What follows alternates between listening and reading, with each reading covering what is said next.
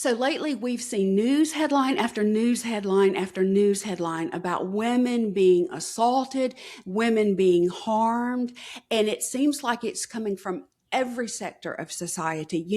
We've seen things from the Epstein files to members of Congress to the presidential administration to the local news headlines to online websites that were purposely made to harm women. So what I'm finding is that I am not just becoming enraged over the initial harm that's being done to women, but it's also this second layer of harm from people who knew about what was happening to the women and refused to do anything about it. So what I wanted to talk about is this kind of double layer of harm system that we're seeing play out again and again.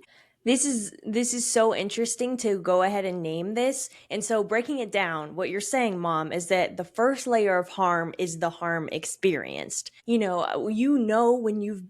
you've been harmed, whether it's physically, mentally, emotionally, whether it's very overt ways like that physical violence, or if it's more covert, maybe it's a sexist joke or a position that you are always denied for no reason other than that you're a woman. So all these types of harm, whether obvious or more underlying, it is felt and experienced. But you're saying that that second layer, maybe harm denied, is what makes that feel even more painful. Yes, that is exactly right. It seems like so often, whereas it certainly is painful when we go through an initial wound, there's some harm that has occurred and it does involve a great deal of hurt and pain.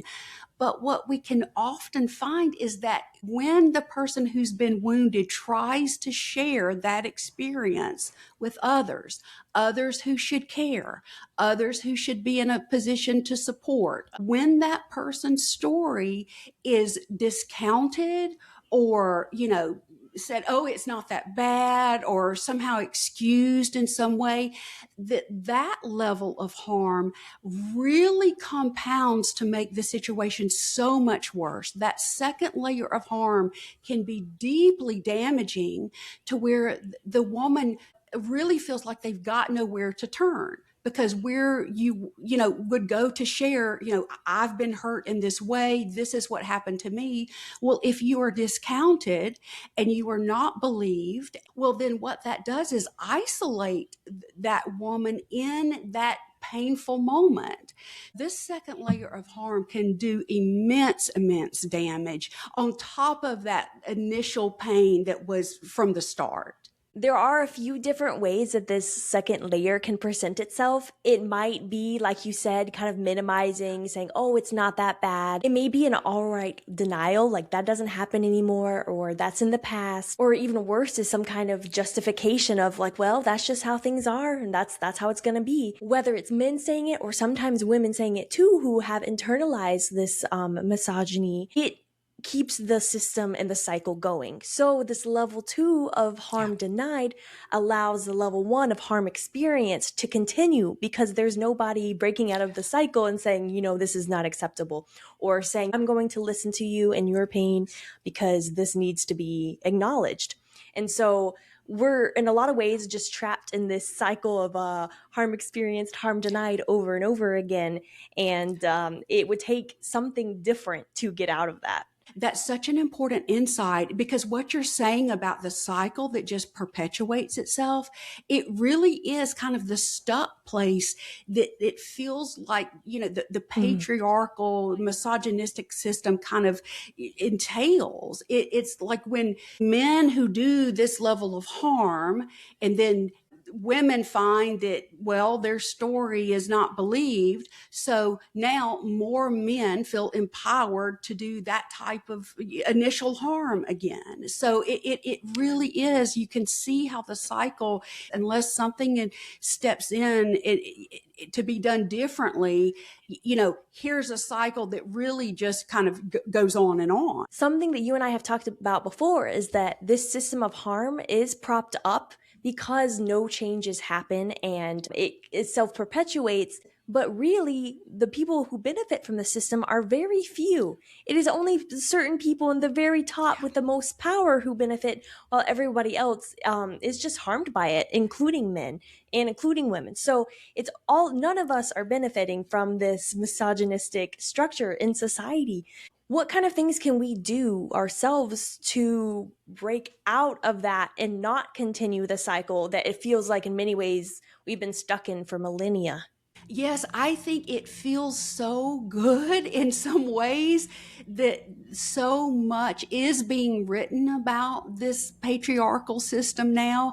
I mean, it's absolutely disgusting that we're finding out again and again women and children that have been harmed over and over. But one thing that is happening is it is coming to light. And I think that is Mm-hmm. a first step for all of us to kind of break out of this, is to name it and see it for what it is. This deeply troublesome system that harms children, that harms women, and frankly, as you mentioned, in the end, harms men as well. So, I mean, this misogynistic patriarchal system just does not bring forth healthy human relationships. And so that feels important, that we're kind of knowing it's coming to light for more and more people now. And I think another thing that can be helpful is what is often helpful in any relationship, is that when you have people in your life that are coming to you saying, this hurt, I experienced a situation that was hurtful to me. If you are in relationship with someone who's saying that, believe them, listen to them, validate their experience, let them know you are there. Please let the person that you are caring about, that is in your circle, let them know that you believe the experiences that they are sharing with you. When we're talking about something like such a pervasive patriarchal system, it can feel so overwhelming. It's like, where do we even begin?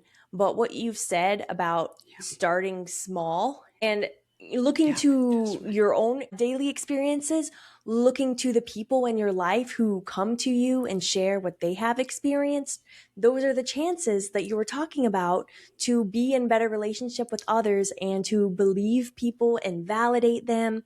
It just helps so much. I know that when something myself has felt bad, to come home and be able to share that with somebody who, believes me, understands, and says, wow, that sounds really hard. I'm so sorry that you went through that.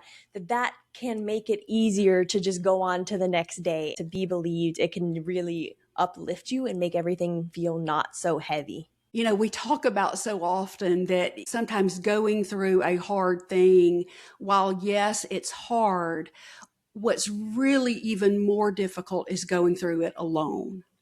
And so I think that's what so many women have been feeling through the centuries, really. It is alone in this system. And so by starting small with those in our own lives, those in our own communities who are coming to us, and we are hearing the stories of what they've been through, I think by just letting them know that they are believed, they are supported, they are not alone, that can make a difference really for all of us, because that is what begins to build the deeper relationships with each other. And we as humans are holding each other up, and the systems that are awful for all of us begin to break apart, because we are going to support each other through life. And so yeah, I think there are ways out of this. This is such an important topic and something I'm glad that we were able to talk about and, as a whole, as a society, continue to shed light and work together to keep moving the moral compass of the universe towards good. Thank you for being here, Mom, and thank you for being here, watchers. Please let us know how you're doing in the comments. We would love to hear from you and help lift each other up. My name is Michelle. That is my mom, Ashley. We are Connection from here, and we will connect again soon.